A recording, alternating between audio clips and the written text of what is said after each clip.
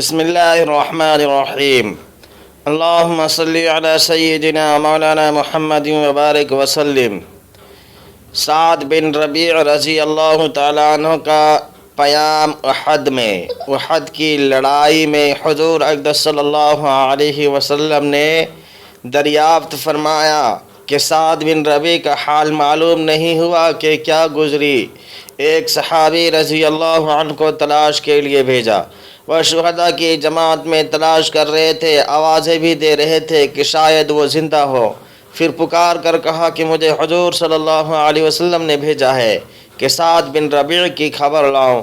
تو ایک جگہ سے بہت ضعیف سی آواز آئی۔ یہ اس طرف بڑھے، جا کر دیکھا کہ 7 مقتولین کے درمیان پڑے ہیں اور ایک آدھ سانس باقی ہے۔ جب یہ قریب پہنچے تو سعد رضی اللہ تعالی عنہ نے کہا کہ حضور صلی اللہ علیہ وسلم کو میرا سلام عرض کر دینا اور کہہ دینا کہ اللہ تعالیٰ میری جانب سے آپ کو اس سے افضل اور بہتر بدلہ عطا فرمائے جو کسی نبی کو اس کے امتی کی طرف سے بہتر عطا کیا ہو، اور مسلمانوں کو میرا یہ پیام پہنچا دینا کہ اگر کافر حضور صلی اللہ علیہ وسلم تک پہنچ گئے اور تم میں سے کوئی ایک آنکھ بھی چمکتی رہی، یعنی وہ زندہ رہا، تو اللہ تعالیٰ کے یہاں کوئی عذر بھی تمہارا نہ چلے گا، اور یہ کہہ کر جان بحق ہو گئے۔ فجزا اللہ عنا افضل ما جزا صحابیا عن امت نبیہ۔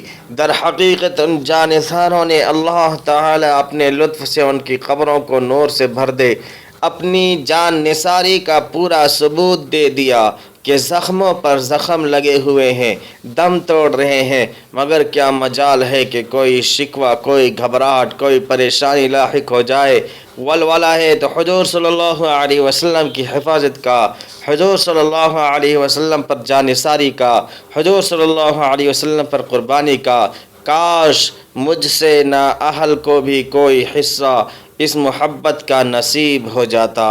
اللہ تبارک و تعالی ہم سب کو عمل کی توفیق دے، اور آپ سبھی حضرات سے گزارش ہے کہ اسی طرح سے چینل کو دیکھتے رہے، سبسکرائب کرتے رہے اور لائک کرتے رہے۔ السلام علیکم۔